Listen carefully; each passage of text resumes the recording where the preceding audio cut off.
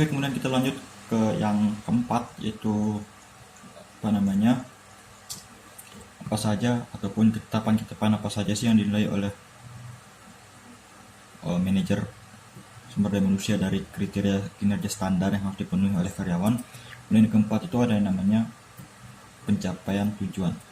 Kalau tujuan itu lebih bagus ataupun lebih utama dari cara ataupun dari proses yang dilaksanakan oleh setiap individu dari organisasi tersebut, maka pencapaian tujuan ataupun pencapaian target dari organisasi tersebut itu memang salah satu hal yang pantas menjadi sebuah kriteria atau standar yang mestinya dinilai oleh manajer sumber daya manusia pada karyawan. Kenapa? Karena di sini kita bisa melihat bahwa ketika strategi organisasi ataupun tujuan dari organisasi ataupun target-target dari organisasi tercapai, maka di sana akan ada feedback yang akan didapatkan oleh karyawan. Seperti apa? Misalkan kinerja yang menjadi penilaian itu akan tercapai dengan baik. Sehingga nanti ketika pencapaian tujuan ini menjadi kriteria ataupun menjadi sebuah ketetapan yang menjadi standar yang dinilai oleh manajer sumber daya manusia kepada individu karyawan, maka tujuan akhirlah akan menjadi sebuah gambaran. Ketika tujuan akhirnya itu mendapatkan sebuah target yang menjadi harapan di awal oleh organisasi tersebut, maka tentu kinerja dari karyawan tersebut itu juga akan baik. Namun jika sebaliknya, pencapaian tujuan dari organisasi tersebut, dari strategi organisasi tersebut itu tidak sesuai dengan ekspektasi, tidak sesuai dengan apa yang diharapkan di awal ataupun apa yang diharapkan ketika direncanakan tujuan dari organisasi tersebut itu tidak tercapai, maka kinerja dari sumber daya manusia ataupun kinerja dari individu-individu yang ada di organisasi tersebut itu dinilai cenderung tidak baik. Sehingga pencapaian tujuan memang cocok ataupun memang layak dijadikan standar dalam penilaian kinerja. Kemudian terakhir, itu yang menjadi kriteria standar dari proses penilaian kinerja itu ada namanya potensi peningkatan karyawan. Potensi peningkatan karyawan di sini itu maksudnya adalah apa sih yang bisa ditingkatkan dari karyawan tersebut? Apa sih keahlian-keahlian dari karyawan tersebut yang bisa dikembangkan oleh perusahaan melalui pelatihan-pelatihan yang misalkan yang tujuannya itu akan nanti berorientasi kepada peningkatan prestasi ataupun peningkatan kinerja dari karyawan tersebut. Contoh misalkan, ketika dalam proses karyawan ataupun individu dalam organisasi tersebut itu mencapai atau melaksanakan tugasnya, itu tentu nanti menggunakan kemampuan yang ada di dalam diri setiap individu tersebut. Nah, di sini nanti akan kelihatan potensi-potensi yang bisa dikembangkan oleh karyawan tersebut, potensi yang bisa di-upgrade skillnya oleh karyawan-karyawan yang ada di dalam organisasi tersebut itu sesuai dengan bakat yang dimiliki dalam diri karyawan tersebut. Maka di sini yang menjadi salah satu kunci ataupun salah satu kriteria standar penilaian kinerja dari organisasi ataupun dari individu yang ada dalam organisasi adalah potensi yang ada di dalam karyawan tersebut. Apabila ketika karyawan dinilai memiliki potensi yang bisa untuk ditingkatkan, maka manajer sumber daya manusia memang layak untuk memberikan penilaian yang baik. Kemudian ada yang namanya di subbab selanjutnya, yaitu tanggung jawab untuk penilaian kinerja. Berbicara tentang tanggung jawab, tentu tanggung jawab itu merupakan sebuah hal yang mestinya itu menjadi sebuah alat bagaimana sih orang-orang menilai kita, seperti itu.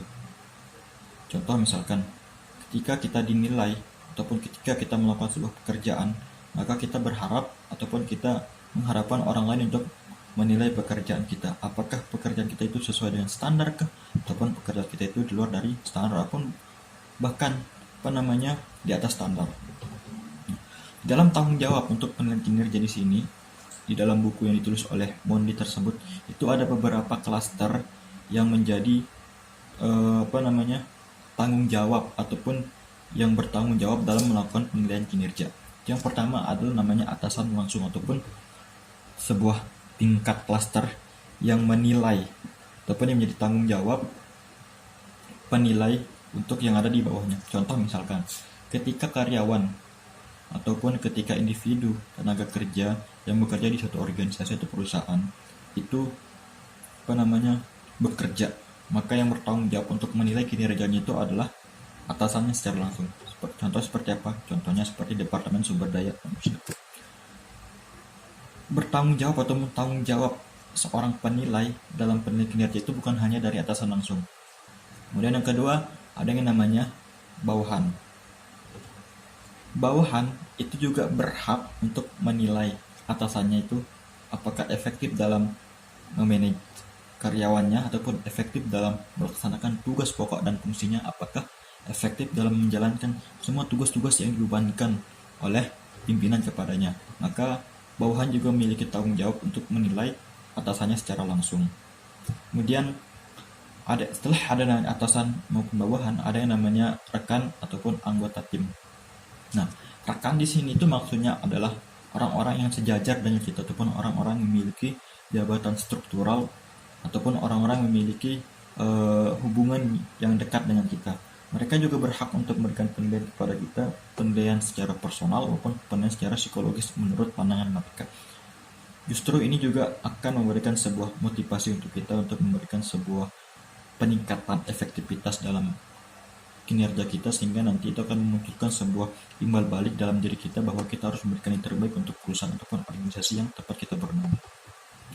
Kemudian yang selanjutnya adalah penilaian dari pelanggan. Berbicara dengan penilaian dari pelanggan ini biasanya itu akan berbicara tentang secara umum, artinya bagaimana pelanggan menilai efektivitas ataupun keefisiensian dari perusahaan tersebut ataupun dari organisasi tersebut yang memang itu sasaran dan tujuan bergeraknya organisasi tersebut adalah masyarakat ataupun pelanggan. Ketika misalkan ada sebuah perusahaan ataupun organisasi yang bergerak di bidang tambang misalkan, nanti di sini tentu akan berkaitan erat dengan lingkungan masyarakat. Nanti masyarakat akan menilai apakah aktivitas ataupun kegiatan tambang tersebut itu sesuai enggak dengan peraturan yang berlaku dan yang ada di lingkungan tersebut. Apakah hak-hak dari pelanggan ataupun hak-hak dari masyarakat yang tinggal di sekitaran tambang tersebut itu terpenuhi enggak ataupun tidak melanggar hak-hak masyarakat yang tinggal di sekitar tambang tersebut. Tentu nanti yang menjadi penilai dari sini adalah pelanggan ataupun masyarakat yang ada di sekitar organisasi tersebut ataupun yang berkaitan dengan organisasi dan perusahaan tersebut. Kemudian di subbab yang selanjutnya itu ada yang namanya periode penilaian kinerja. Periode penilaian kinerja itu merupakan sebuah interval yang memang menjadi acuan waktu kapan kinerja dari karyawan ataupun individu-individu yang ada dalam organisasi tersebut itu dinilai oleh orang-orang yang memiliki tanggung jawab di sana.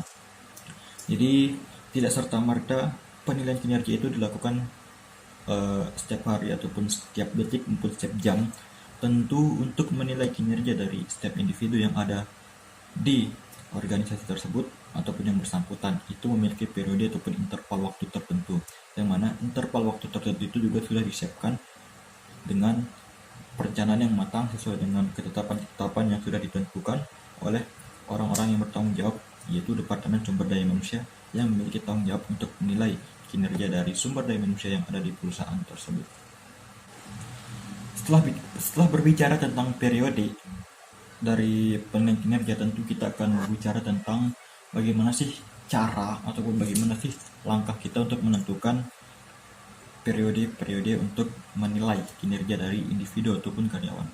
Di sini ada beberapa cara ataupun beberapa hal yang digunakan untuk menilai karyawan ataupun periode penilaian kinerja.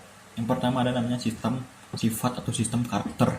Nah, di sistem sifat ini itu meminta bahwa penilai ataupun orang bertanggung jawab untuk menilai ini mengevaluasi sifat-sifat yang ada di dalam diri setiap individu ataupun menilai karakter yang ada di individu tersebut yang tentunya memiliki pengaruh langsung dalam organisasi. Sifat-sifat yang dinilai itu misalnya seperti kualitas pekerjaan, jumlah pekerjaan, penampilan, ketergantungan, kerjasama, inisiatif, penilaian dan tanggung jawab kepemimpinan, kemampuan membuat keputusan, dan kreativitas karyawan ataupun individu yang ada di organisasi tersebut.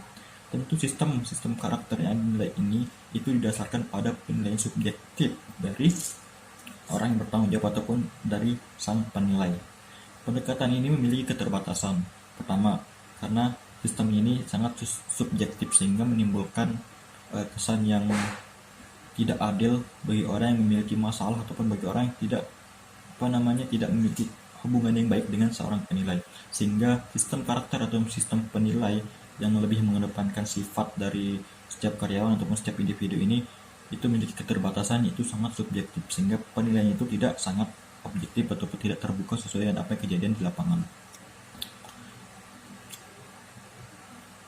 Kemudian yang kedua adalah kelemahan lain dari penilaian berdasarkan karakter ini itu adalah bahwa sistem ini menilai individu berdasarkan faktor kepribadian subjektif daripada pada data kinerja pekerjaan yang objektif maksud saya. Sehingga ketika misalkan ada orang yang bekerja dengan baik, memiliki kepemimpinan yang bagus, memiliki progres kinerja yang lumayan baik, memiliki kerjasama tim yang cukup bagus juga, dan memiliki kemampuan dalam membuat kreativitas yang cukup baik. Namun di samping itu memiliki sebuah sistem ataupun karakter yang katakanlah tidak sesuai dengan standar, ataupun memiliki sebuah sistem yang ketika ia bekerja ia kebanyakan mengeluh, namun hasil dari pekerjaannya itu sangat luar biasa. Justru di sini itu menjadi sebuah kelemahan karena memang sistem sifat ini lebih mengedepankan bagaimana karakter itu dinilai oleh penilai, sehingga itu akan mempengaruhi data kinerja dari hal-hal yang telah dilakukan oleh karyawan tersebut, sehingga ini akan mengesampingkan hasil di lapangan ketimbang daripada sistem ataupun sifat yang dimiliki ataupun yang ada di dalam karyawan tersebut. Kemudian yang ketiga, kelemahan dari sistem karakter ataupun sistem sifat ini adalah karena sifat-sifat itu mewakili kecenderungan untuk berperilaku, berpikir, dan merasakan. Meskipun sifat mempengaruhi perilaku, ini tidak sepenuhnya memperhitungkan perilaku. Misalnya, individu yang sangat berhati-hati cenderung menjadi penurut dan menyelesaikan tugas secara teratur. Namun, faktor-faktor lain termasuk penyakit, gangguan yang sedang berlangsung dapat mengganggu produktivitas yang diharapkan berhubungan dengan sifat-sifat tertentu, sehingga ini nanti akan bergantung kepada bagaimana penyelesaian tugas itu dengan prosedur yang sudah ditetapkan. Kemudian sistem yang kedua, setelah sistem karakter atau sistem sifat, ada yang namanya sistem perbandingan. Sistem perbandingan di sini itu maksudnya adalah kita membandingkan ataupun menilai kinerja karyawan itu dengan karyawan yang lain. Misalkan kita menilai karyawan A dan karyawan B. Karyawan A memiliki tugas pokok fungsi sebagai ini. Karyawan B juga seperti ini. Tapi dalam konteksnya mereka memiliki tugas yang sama. Kita membandingkan kinerja si A dan kinerja si B. Kinerja si A memiliki kecenderungan yang lebih baik dari B. Kinerja si B memiliki kecenderungan yang lebih buruk dari si B, yaitu berada di bawah-bawah ataupun berada di bawah rata-rata dari si B. Tentu ini merupakan salah satu alternatif bagaimana menilai kinerja antara karyawan di setiap individu karyawan, sehingga ini akan memunculkan sebuah penilaian yang memang sangat-sangat sesuai dengan apa yang terjadi di lapangan. Tentu dalam menilai sistem ini dengan sistem perbandingan, kita tentu harus menetapkan kriteria-kriteria tertentu yang memang menjadi dasar untuk kita menilai karyawan A dan karyawan B itu dan membandingkan kinerja mereka. Lalu yang ketiga dari cara memilih periode penilaian karyawan itu ada yang namanya sistem perilaku. Sistem perilaku itu berbeda dengan sistem sifat, karena sistem perilaku ini menilai karyawan berdasarkan sejauh mana karyawan ataupun mereka menampilkan perilaku kinerja pekerjaan yang sukses. Artinya bahwa metode perilaku ini menilai perilaku kerja secara objektif. Ketika dikembangkan diterapkan dengan benar, model perilaku memberikan hasil yang relatif bebas dari kesalahan dan dan sesuai dengan apa yang dikerjakan ataupun sesuai dengan yang realnya di lapangan. Kemudian subbab yang selanjutnya itu membahas tentang masalah dalam penilaian kinerja. Ada beberapa hal yang ini menjadi masalah dalam penilaian kinerja individu ataupun karyawan yang ada dalam perusahaan yang bersangkutan. ataupun organisasi yang bersangkutan. Salah satunya adalah yang pertama, ketidaknyamanan penilai. Ketika penilai diberikan tanggung jawab untuk melakukan penilaian kinerja terhadap individu ataupun karyawan yang bersangkutan, tentu kadang-kadang ini menimbulkan rasa ketidaknyamanan dari seorang penilai. Ketidaknyamanan yang dimaksud itu di sini adalah ketika ada desain yang salah dalam penilaian. Contoh misalkan ada beberapa hal ataupun ada beberapa kriteria yang memang itu tidak memiliki ketepatan dengan apa yang dinilai, ataupun administrasi yang rumit. Bahkan ini akan membuat manajer ataupun orang yang menilai kinerja dari karyawan tersebut itu cenderung frustasi karena memang merasa tidak nyaman ketika diberikan tugas untuk menilai karyawan. Kemudian yang kedua, ada yang namanya subjektivitas evaluasi kinerja. Berbicara tentang subjektivitas, tentu ini akan masuk ke ranah yang mengatakan bahwa penilaian itu akan tergantung dari bagaimana kita menilai orang lain sesuai dengan bagaimana hubungan kita dengan orang lain tersebut. Ketika misalkan penilai melakukan penilaian terhadap dua orang karyawan, sebut saja si A maupun si B. Si A ini memiliki hubungan baik dengan si penilai, tapi sebaliknya si B tidak memiliki hubungan yang baik dengan si penilai, karena memang ada beberapa masalah yang membuat hubungan mereka itu tidak berjalan dengan baik. Lantas sebaliknya, dalam kinerja mereka melaksanakan tugas fungsi mereka, melaksanakan kewajiban mereka dan tanggung jawab mereka di dalam perusahaan, si B ini memiliki progres yang lebih baik di atas dari si A. Tapi ketika dinilai oleh sang penilainya, oleh si penilai, si A ini lebih baik secara umum daripada si B, karena ini berdasarkan dari subjektivitas seorang penilai tersebut. Sehingga di sini itu akan menimbulkan bahwa subjektivitas itu lebih dahulu diutamakan daripada yang namanya objektivitas, dan tentu ini akan menimbulkan masalah ketika subjektivitas dari penilai itu lebih diutamakan ataupun lebih diprioritaskan daripada objektivitas yang ada di lapangan yang realnya seperti itu. Kemudian yang ketiga, ada yang namanya kecemasan karyawan. Karyawan ketika dinilai oleh penilai itu juga kadang cemas dalam artian mereka beranggapan atau berasumsi bahwa ketika mereka dinilai, nanti penilai itu akan memberikan nilai yang memang tidak sesuai dengan standar. Padahal dalam prosesnya ataupun di dalam orientasinya, karyawan tersebut sudah melaksanakan tugasnya, sudah melaksanakan tanggung jawabnya itu dengan baik. Kemudian di subbab yang selanjutnya itu ada karakteristik penilaian yang efektif, di mana sistem karakteristik penilaian yang efektif itu merupakan ataupun meliputi kriteria yang terkait pekerjaan, ekspektasi pekerjaan, standarisasi dari pekerjaan, penilaian pelatih, kemudian komunikasi terbuka terus-menerus, kemudian melakukan tinjauan kinerja yang dilakukan langsung oleh karyawan ataupun individu yang ada dalam organisasi tersebut. Dan yang terakhir adalah proses yang seharusnya terjadi di dalam organisasi tersebut yang dilaksanakan langsung oleh individu-individu yang ada di dalam organisasi tersebut. Kemudian subbab yang selanjutnya yaitu tentang pertimbangan hukum yang terkait dengan penilaian kinerja. Pertimbangan hukum yang maksud di sini itu adalah tinjauan kasus-kasus pengadilan yang memperjelas bahwa sistem penilaian kinerja tersebut itu dapat dipertahankan secara hukum, itu harus ada. Artinya memiliki dasar hukum dalam pelaksanaan penilaian kinerja.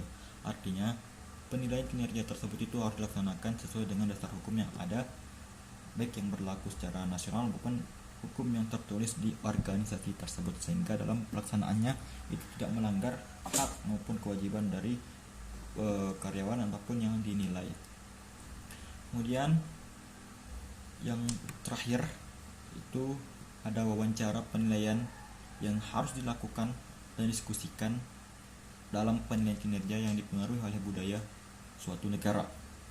Maksudnya adalah wawancara penilaian yang itu harus disusun sedemikian rupa sehingga memungkinkan supervisor atau selaku penilai di sini dan bawahannya itu melihat sebagai sesi pemecahan masalah daripada sesi pencarian kesalahan.